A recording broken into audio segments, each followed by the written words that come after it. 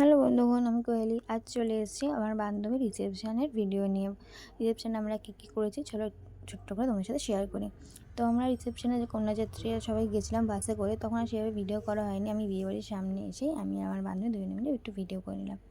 তো এই দেখো, এই বিয়েবাড়িটা ওরা ভাড়া নিয়েছিল বাড়ির সামনে একদম। এই বিয়েবাড়িটা খুব সুন্দরভাবে সাজিয়েছে, পুরো লাইট দিয়ে আর ফুলের ডেকোরেশন দিয়ে খুব সুন্দরভাবে বিয়েবাড়িটা সাজিয়েছে।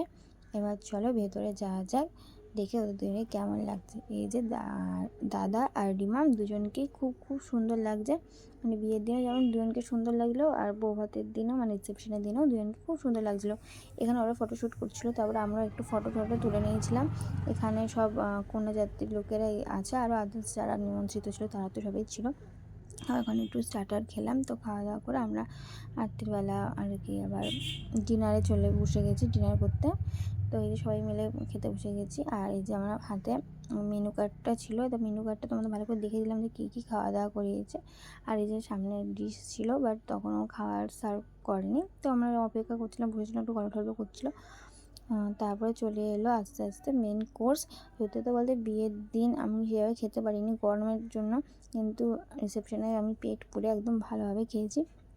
তারপরে এই যে দিয়ে দিয়েছে নানপুরি, চানা মশলা।